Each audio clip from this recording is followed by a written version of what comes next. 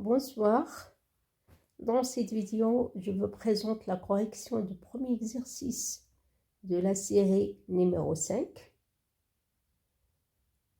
Et dans cet exercice, on verra un exemple d'estimation d'une moyenne. Donc, pour estimer le prix moyen M d'un litre de gasoil dans une population de grand N égale à 2000 stations-service, on prélève de manière non exhaustive un échantillon de 50 stations-service. Et les résultats sont condensés dans le tableau suivant. Donc, dans la première ligne de ce tableau, on présente les différentes modalités de la variable prix. Et sur la deuxième ligne, on présente les effectifs correspondant aux différentes modalités de cette variable. On suppose que l'écart type de la moyenne sigma est égal à 0,2. Donc, on suppose qu'on connaît la valeur de l'écart type sigma et qu'il est égal à 0,2 dRAM. Donc, pour la première question, on doit donner une estimation ponctuelle de la moyenne M dans la population. C'est-à-dire, on va estimer M, la moyenne dans la population, par un nombre. Donc, l'estimation ponctuelle de la moyenne dans la population, c'est la moyenne dans l'échantillon qui est égale à X bar. Et X bar, d'après les résultats observés sur l'échantillon, il est égal à 10 à l'effectif 10 fois le prêt 9,60 plus 14 fois 9,80 plus 26 fois 9,95 sur l'effectif total qui égale la taille de l'échantillon qui égale à 50. Donc on calcule tout simplement le prêt moyen dans l'échantillon à partir du résultat du tableau suivant. Donc, on trouve qu'il est égal à 9,838.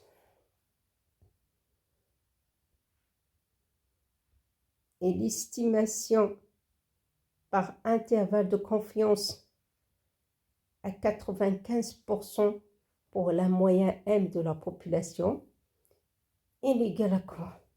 Donc, ici, on essaie d'estimer la moyenne dans la population par un intervalle, d'accord, avec le niveau de confiance égal à 95%. Donc, on a la taille de l'échantillon N égale à 50.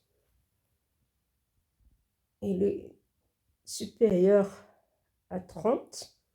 Donc, on peut supposer que la taille N est suffisante pour appliquer le théorème de la limite centrale à la variable X bar, à la moyenne observée, c'est la moyenne de l'échantillon.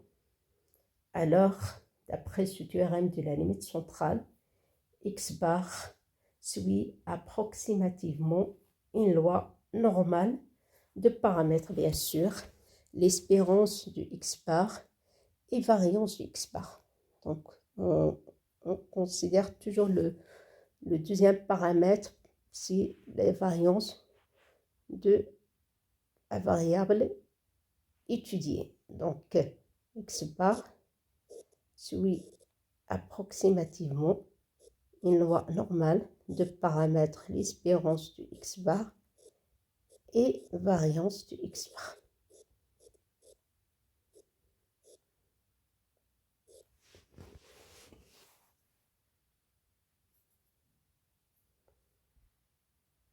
Donc, on va appliquer la formule pour construire l'intervalle de confiance à 95% pour la moyenne M de la population.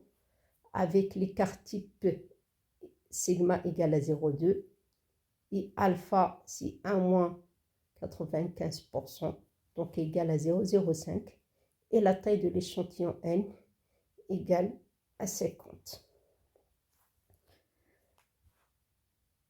Donc l'intervalle de confiance I, indice alpha, il dépend bien sûr de alpha, il est égal à l'estimateur de la moyenne, c'est la moyenne dans l'échantillon X bar, moins la valeur de lambda correspond à la valeur de probabilité 1 moins alpha sur 2, fois sigma de X bar, et la borne supérieure de cet intervalle, c'est X bar plus lambda fois sigma de X bar.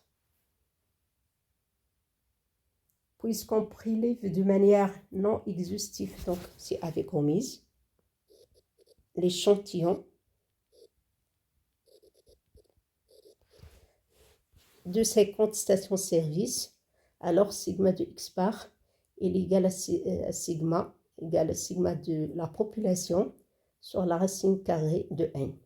L'écart type de la moyenne observée X bar égale l'écart type de la population totale sur la racine carrée de la taille de l'échantillon. Si on tire l'échantillon sans remise,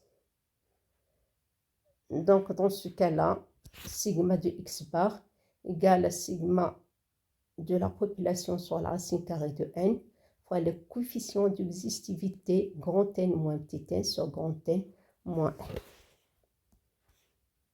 Donc si on est dans le cas avec remise. Dans le cas sans remise, sigma de X bar est égal à sigma de X bar dans le cas avec remise fois le coefficient d'exhaustivité grand N moins petit n sur grand N moins 1.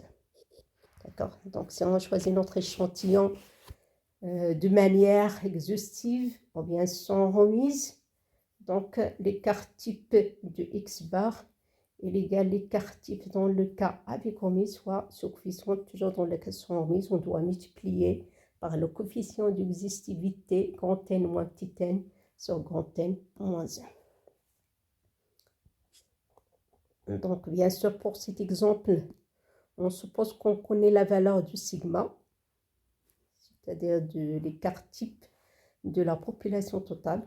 Sinon, on doit estimer cette valeur de sigma, d'accord, par l'écart type de l'échantillon, l'estimateur de sigma, d'accord, si sigma de l'échantillon fois la racine de n sur n-1. Donc, pour cet exemple, on suppose qu'on connaît la valeur de sigma. Donc, il suffit de remplacer sigma par 0,2. Si on ne connaît pas la valeur du sigma,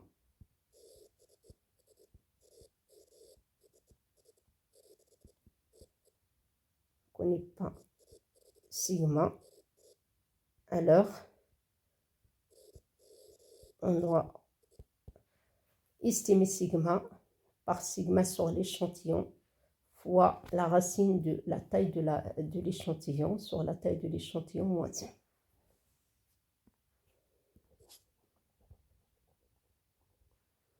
Donc, finalement, pour cet exemple, l'intervalle de confiance est égal à la valeur de X bar qu'on a déjà calculée à partir de la table des résultats observés sur l'échantillon, qui est égale à 9,838 moins la valeur de lambda, c'est le seuil de la loi normation très réduite, correspond à la valeur de probabilité 1 moins alpha sur 2. Donc pour alpha égale à 0,05, 1 moins alpha sur 2 est égal à 0,975 fois sigma de X bar qui est égal à sigma sur racine de n, la valeur de X bar plus lambda correspond à la valeur de probabilité 0,975 fois sigma de x bar qui est égal à sigma sur racine de n. Donc, on lit la valeur de lambda sur la table de la loi normale centrée réduite, correspondante à la probabilité 0,975. Donc, on a ici la table. On doit chercher cette valeur 0 de probabilité 0,975 sur la table de la loi normale centrée réduite. Donc, elle est déjà inscrite. D'accord? Et après, on lit la valeur de seuil correspond à cette valeur de probabilité. Donc, c'est 1,80, 1,9 pour la partie entière de la première décimale de lambda et 0,06 pour la deuxième décimale de lambda. Donc, finalement, d'après la table, lambda est égal à combien? Lambda est égal, correspond à cette valeur de probabilité 0,975, il est égal à 1,86. D'accord? Donc, on remplace lambda par 1,86. Et finalement, on obtient l'intervalle suivant. D'accord? Donc, lambda égale à 1,86 fois sigma qui est égal à 0,2 sur racine de n qui est égal à 50.